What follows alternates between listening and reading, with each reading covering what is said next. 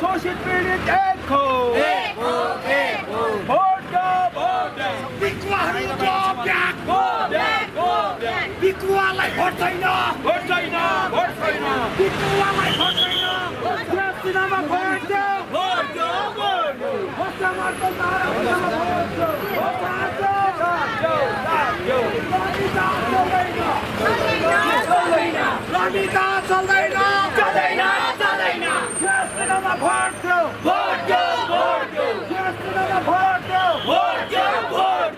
हाम्रो जुलुसको समय चाहिँ हाम्रो 11 देखि 12 बजीसम्म है यहाँ जज बजार सुरु भएर club side S D Lama road भएर हामी फर्केर बजारमा आउँछौँ र प्रशासनले हामीलाई त्यहाँ गोजमुको जनसभा हुँदै गरेको हुनाले सुमेरु मञ्चमा अहिले नगइदिने हामीलाई जनाएको छ त्यसो हामी फर्केर पार्टीमा आउँछौँ त्यसको पछाडि उनीहरूको जनसभा सक्छ 12:30 मा 1 बजीदेखि हाम्रो जनसभा हुँदैछ र हाम्रो प्रमुख वक्ता कमरेड सीताराम येचुरी सीपीआईएमको अल इन्डिया जनरल सेक्रेटरी आउनु हुँदैछ अहिले खरसाङबाट अगाडि बढिसक्नु भएको छ र उहाँ आइपुग्नुहुन्छ उहाँ नै मुख्य वक्ता आजको र विशेष राष्ट्रिय इस्युहरुमाथि उहाँले वक्तव्य राख्नुहुन्छ आज यसमा उम्मेदवारले भाग लिनु भएको छ उम्मेदवार बोल्नुहुन्छ उम्मेदवार जुलुसमा हामीले रोड शो गर्छौं त्यसमा हाम्रो नेपाली सांस्कृतिक झाँकीहरू नौमती बाजा मादल बाँसुरीहरूसँग हामी यो शहर परिक्रमा गरेपछि हामी एकपल्ट भोटरलाई मतदाताहरू अपिल गर्दै हामी शहर परिक्रमा गर्छौं अनि पछि हाम्रो जनसभा बीजेपी र तृणमूलको यो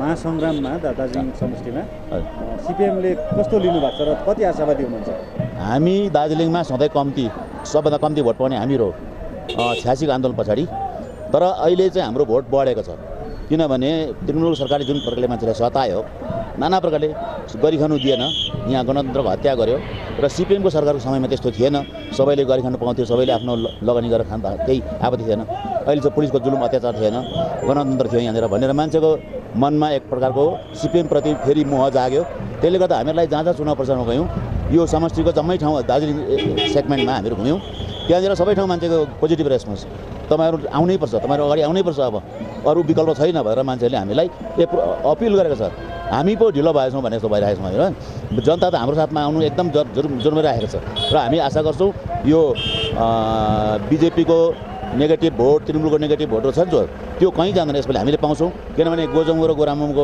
जुन नीति भयो उनीले बाहिरको मान्छेलाई समर्थन गर्यो नीतिहीन एउटा गठजोडहरू गर्यो त्यसले गर्दा जनता खुसी छैन हामीहरू एनआरसी लिएर हामीहरूको एनआरसी पहाडमा यसले हामीलाई पिर्छ बीजेपीले जुन प्रकारले यो विभाजनको राजनीति गर्दैछ यो धर्मको निम्ति राजनीति गर्दैछ त्यसबाहेक यो एनआरसी लगाएर झन् हामीलाई बिल्लीबाट बनाउने चेष्टा गर्दैछ बीजेपीले यो राम्रो हैन गोर्खाहरूको सुरक्षाको निम्ति ठीक छैन एनआरसी किनभने यहाँनिर जमिनको दस्तावेजको कुरा आउँछ चिया बगानको मान्छेको त इनरोलमेन्ट मजदुरको इनरोलमेन्ट होला त्यहाँनिर 100 वर्ष अगाडिको मजदुरको इनरोलमेन्ट गई कमानमा रेकर्ड छ भने उसको पाउन सक्ला 1950 भन्दा अगाडिको पाउन सक्ला तर बस्तीमा खेतालापात गरी खाने कुल्ली काम गरी खाने रोडमा काम गरी खानेहरुको त केही डकुमेन्ट्स छैन यहाँ आएर भारी बोकेर खायो त्यतिकै बस्यो 100 वर्षदेखि अगाडि उसको पुस्ता बसेको छ उसको ल्यान्ड डकुमेन्ट्स छैन त्यसो गर्दाखेरि त्यो एनआरसीले हाम्रो मान्छेले धेरै भन्दा धेरै असर गर्छ म जहाँसम्म 40% मान्छेलाई असर गर्छ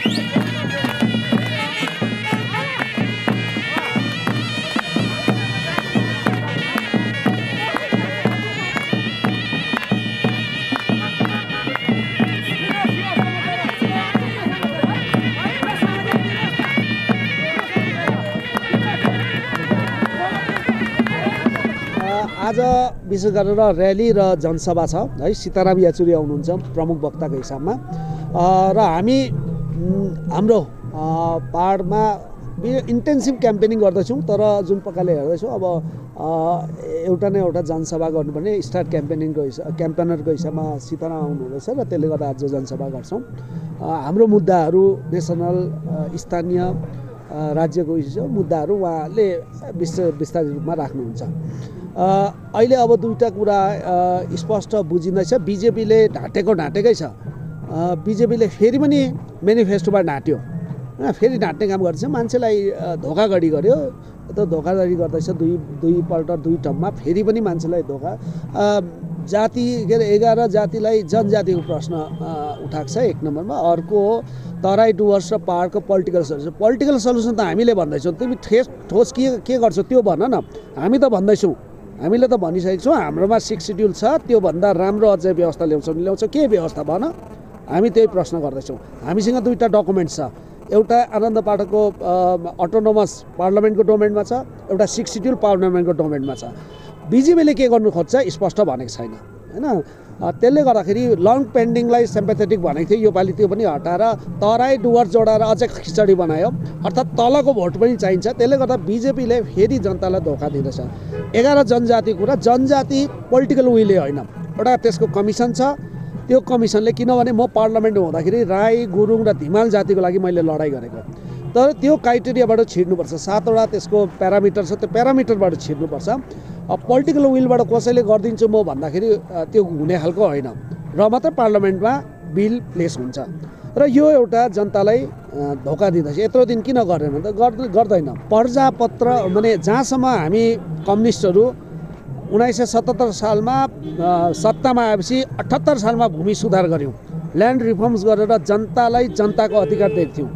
तर अब धेरै जमिनहरू अनसेटल रह्यो। यहाँ पहाडमा हाम्रो दार्जिलिङमा हाम्रो क्षेत्रमा पनि धेरै मान्छेहरू बसोबासो गरिरहेको छ, उनीहरूको आफ्नो जमिन छैन। चिया बगानको श्रमिकहरूको जमिनको अधिकारको कुरा उठेको छ। वनवासीहरूको अहिलेसम्म सेटल भएको छैन। यो सिन्कुनाको बगानको कुरा छ। र त्यसले गर्दा हामी के भन्दैछौँ भने ल्यान्ड राइट्स सबले पाउनुपर्छ। खिरोद बेनर्जीको नेतृत्वमा एउटा कमिसन बसाएको थियो हाम्रो पालिमा 2007 मा, तर अब त्यो 2011 मा इम्प्लिमेन्ट गर्नुको लागि सबलाई ल्यान्ड राइट्स दिने, सबलाई अधिकार दिने भन्ने, तर त्यो पर्जापट्टाको कुरा हामी सत्तामा नरहेपछि आयो। तर टिएमसीले 7 वर्षमा किन गरेन? भएकोहरू अड्काइदियो, जहाँ पट्टा भएर जहाँ प्रोसेस भइसकेकोहरू सबै अड्काइदियो। र उनीहरू सत्तामा छ, उनीहरूले लिज चिया बगानको डिक्लेयर गरून्, किन गर्दैन? र यो एउटा जनतालाई फेरि ललिपप खुवाउने चेष्टा गर्दैछ। 105 दिनको इस्यु माननीय मुख्यमन्त्रीले भन्नुभयो। त्यसो यत्रो दिन हामीले जोइन्ट फोरमले लडाइँ गर्दा जोइन्ट फोरमले भन्दा चाहिँ मालिकलाई अप्ठ्यारो छ भने मालिकको पक्षमा बोल्यो। आज आएर भोटको लागि म दिलाउँछु भन्दैछ। र यो सबै मान्छेलाई आँखा छल्ने काम गर्दैछ। मान्छेलाई माने बेस्ट विकल्प, मान्छेलाई कहिले पनि अप्सन दिनु हुँदैन। तिमी झुन्डेर मर्छौ कि बिख खाएर मर्छौ, यो दुईटै अप्सन गलत हो। जसले दुईटैले मार्छ। त्यसले गर्दाखेरि पानी चिसो होस् कि तातो होस्, आगोमा हाल्यो भने पानी मर्छ। त्यसलाई बेस्ट अप्सन इज लेफ्ट। र म अनुरोध गर्छु सचेत जनताले लेफ्टलाई नै भोट गर्छ भन्ने मलाई पूर्ण विश्वास छ।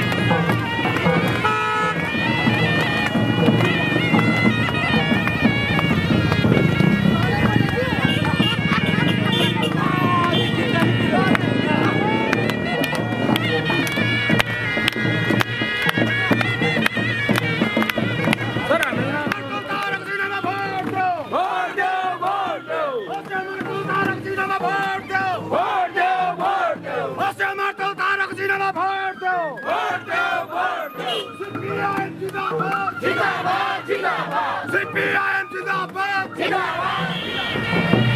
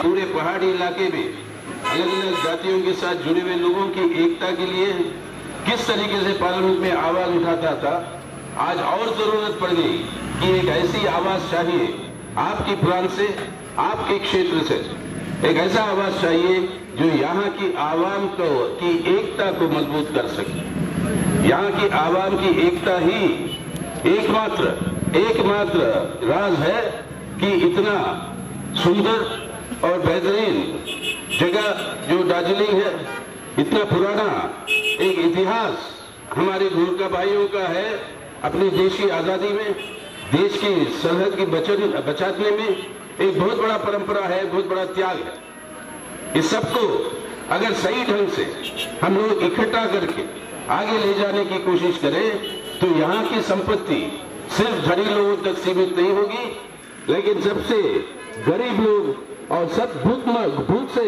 मरने वाले आपके किसान मजदूर जो आज आपके चाय बागानों में काम करते हैं, उनका भी सबसे ज्यादा संख्या आप ही के जिले में है, दार्जिलिंग में। ये क्यों हो रहा? क्योंकि चंद लोगों की लूट की वजह से यहाँ की जो संपत्ति है, यहाँ की जो खूबसूरती है, वो उनके मुनाफे के रूप में बदलता है, लेकिन यहाँ का मेहनत जनता जो काम करके यहाँ की संपत्ति बनाता है, उसका हिस्सा बराबरी का कभी नहीं मिलता।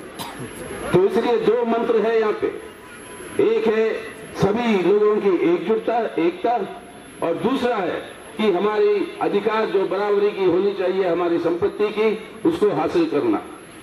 ये दोनों ही सूत्र है, ये दोनों ही मंत्र है। 1 साल पहले वो इंटरिम सरकार में रतनलाल ब्रह्मन जब जीत कर गए थे, आखिरी दम तक यही काम थी कि आज यहाँ पर सभी अलग अलग प्रांत से अलग अलग जातियों के जो लोग हैं उनका एकता बनाए। आज सबसे बड़ा चुनौती आज आपके सामने हुई।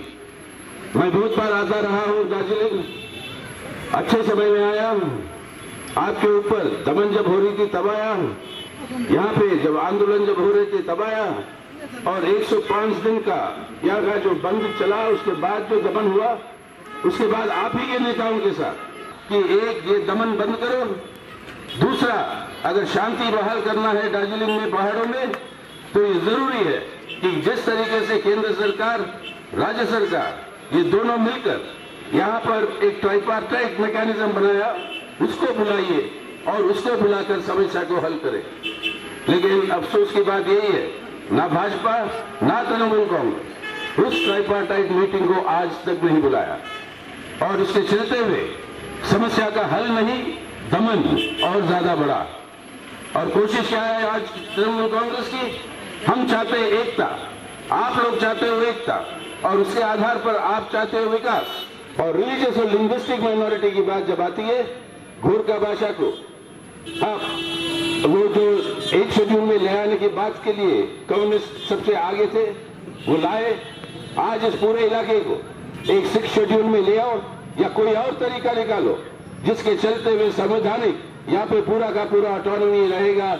उसके लिए हम मार्क्सवादी कम्युनिस्ट पार्टी CPIM प्रतिबद्ध है। हम ये आश्वासन देते हैं आपको, हम उसके लिए लड़ेंगे।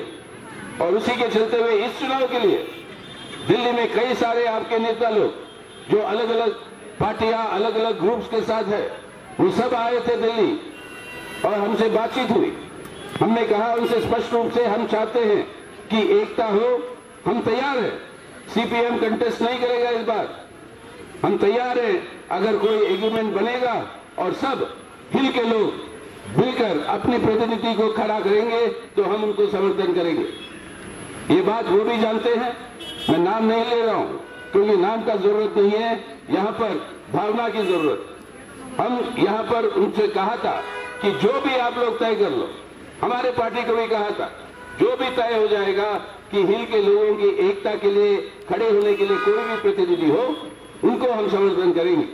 अफसोस की बात फिर वो नहीं हो पाई।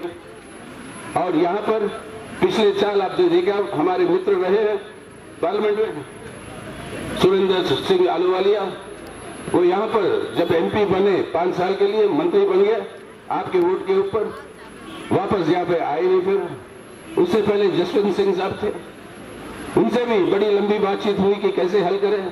सरकार उनका था, वाजपेयी साहब का उस समय, बाद में सरकार नरेंद्र मोदी साहब का था, यहाँ का MP BJP का है, लेकिन कोई हल आज तक नहीं निकाला। हल निकालना उनका मकसद नहीं है, क्योंकि आज क्या हो रहा है देश में। कल की बात, भाजपा के अध्यक्ष, राष्ट्रीय अध्यक्ष, उन्होंने कहा कि वो फिर से मोदी सरकार बनेगी तो पूरे देश में NRC को लागू करेंगे, यानी नेशनल रजिस्टर ऑफ सिटीजन। कौन होगा इसके अंदर, कौन नहीं, ये जो है हम तय करेंगे हर प्रांत में। आज NRC को लेकर एक बहुत बड़ा आग लगी हुई है पूरे असम के अंदर। NRC के अंदर अपनी मनमाने से किसको भारत की नागरिक बनाएंगे, सिटीजन बनाएंगे, किसको नहीं बनाएंगे, उसके बारे में कोई नियमों के आधार पर नहीं। अगर वही NRC आज लागू करेंगे आपके दार्जिलिंग और बंगाल में, जो बात उन्होंने कल कहा था त्रिपुरा में कि पूरे देश में NRC लागू होगा, और उसी के साथ उन्होंने कहा मोदी सरकार फिर वापस आएगी तो हमारे नागरिकता का जो कानून है, संवैधानिक आधार है, उसके अंदर संशोधन ले आएंगे, सिटीजनशिप अमेंडमेंट बिल। यानी मतलब क्या है कि 31 दिसंबर 2018 तक जो भी अपने देश के अंदर आएगा दूसरे देशों से, मुसलमानों को छोड़कर बाकी सबको ऑटोमेटिक नागरिकता मिल जाएगी। एक तरफ से कहते हैं कि भारत के अंदर घुसपैठ जो होता है उन सबको हम बाहर निकालेंगे, और दूसरी तरफ से ऐसा कानून ले आ रहे हैं कि सब जो बाहर से जो आए हैं उनको आप कानूनी दर्जा दे रहे हो भारत के सिटीजन।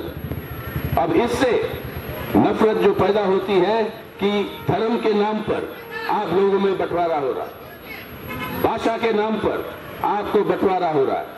लिंग्विस्टिक माइनॉरिटी का रूप देने से क्या है, बहुत बड़े फायदे हैं हमारे संविधान में। लिंग्विस्टिक माइनॉरिटी अलग अलग स्कूल खोल सकती है। लिंग्विस्टिक माइनॉरिटी के अंदर उस माइनॉरिटी के बच्चों को ही प्रायोरिटी मिलेगा पढ़ने के लिए। लिंग्विस्टिक माइनॉरिटी डिक्लेयर होने के बाद उस लिंग्विस्टिक माइनॉरिटी के लोगों को ही प्रायोरिटी मिलेगा आपके एम्प्लॉयमेंट में, नौकरियों में। लेकिन ये काम भी करने के लिए तैयार है, क्योंकि आज तृणमूल हो या भाजपा हो, दोनों का एक ही नजरिया है कि इस हुकूमत को चलाना है तो लोगों के बीच में बंटवारा लिया। भाजपा पूरे देश में करती है, तृणमूल कांग्रेस आपके बंगाल में और खास तौर से आपके दार्जिलिंग में कर रहे हैं। और ये पैसा किसका लूटा? बैंक से कर्जा लिया। बैंक का पैसा किसका है? आपका अकाउंट का, मेरे अकाउंट का, ये है पैसा बैंक में। इस पैसे को लूट कर 15 लाख करोड़ रुपए, और उसके अंदर से आज आंकड़े आए हैं आज कि 5 लाख करोड़ रुपए से ज्यादा उनका कर्जा माफी किया। 5 लाख करोड़ रुपए से ज्यादा उनका माफी किया, लेकिन अपने किसान, अन्नदाता जो अपने को खाना खिलाता, पैदा करता है, उसका कर्ज माफ करने के लिए सरकार कहता पैसा नहीं। तो लोगों को लूटना और देश को लूटना। और आज अभी अभी खबर आई, जैसे हम दार्जिलिंग को पहुंच रहे थे, खबर आई कि फ्रांस के अंदर फ्रांस की सरकार ने पकड़ा है कि फ्रांस की सरकार की एजेंसी ने फ्रांस की सरकार को पकड़ा है कि अनिल अंबानी जी को नरेंद्र मोदी जी जाने के बाद जो राफेल के हवाई जहाज खरीदने की खरीदारी में अनिल अंबानी जी की कंपनी को वो तकरीबन 10,000 करोड़ रुपए से ज्यादा टैक्स की माफी दी। मतलब क्या है, ये जो माफी मिलता है और ये जो 30,000 करोड़ रुपए का मुनाफा अनिल अंबानी को दिया गया है इस राफेल के कांड में, आज सुप्रीम कोर्ट ने भी कहा दाल में काला है। जो पहले जो उन्होंने बोला था कि कोई गड़बड़ नहीं है, आज उसको दोबारा उन्होंने कहा कि हम इसको दोबारा देखेंगे। रास्ता क्या निकाला, एक नया रास्ता बना दिया, कानूनी रास्ता, कि कोई भी व्यक्ति बैंक में जाकर इलेक्शन बॉन्ड खरीद सकता है, वो कोई भी पार्टी को दे सकता है, ना किसी को पता है किसने खरीदा, ना किसी को पता है किस पार्टी को दिया, और ये पैसा कानूनी तौर पर जो पूरे धंधे कर रहे हैं उसका कमीशन पूरा सीधा जाता है भाजपा। आज सुप्रीम कोर्ट ने कहा कि सब बैंकों को ये बताना पड़ेगा कौन खरीदा ये इलेक्टोरल बॉन्ड और किस पार्टी को दिया। और क्या निकला उसमें से 95% ये इलेक्टोरल बॉन्ड्स का पूरा पैसा भाजपा के खाते में गया।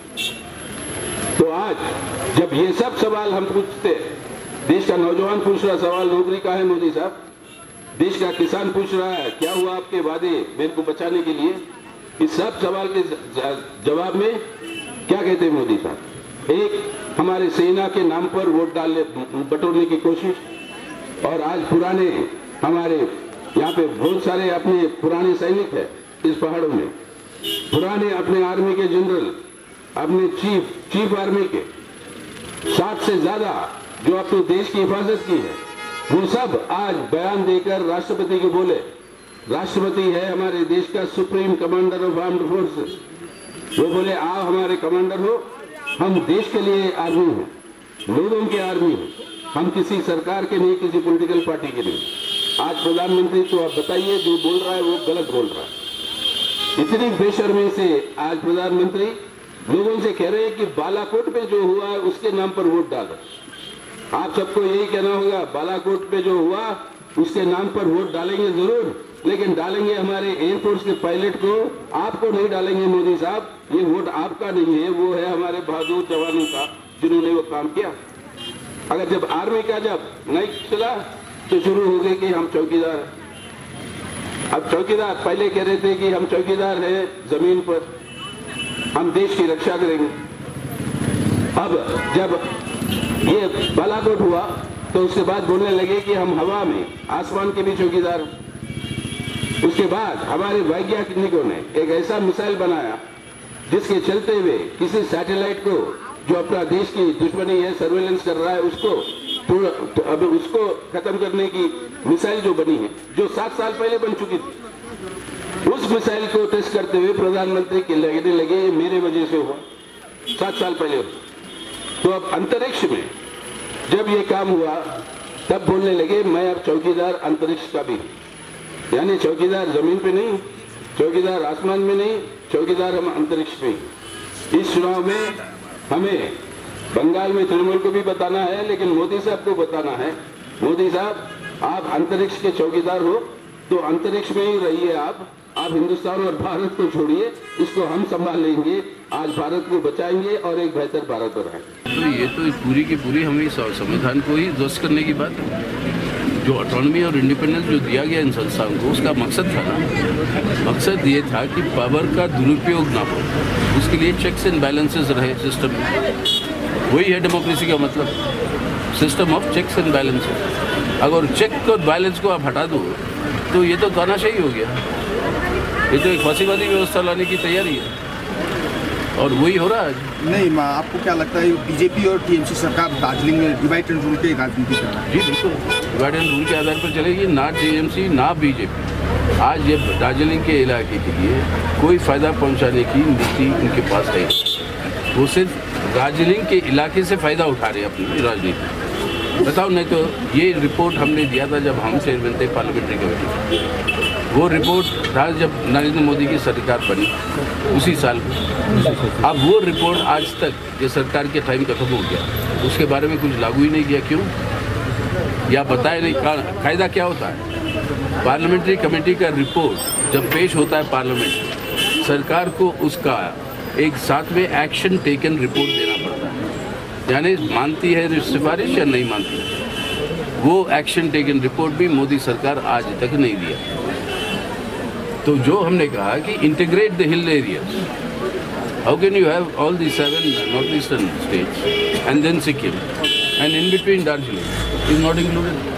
Which committee is this, sir? Which standing committee? Parliament Standing Committee on Transport, Tourism and Culture. पहाड़ में आप लोग election It's the biggest committee. 5 ministries under it.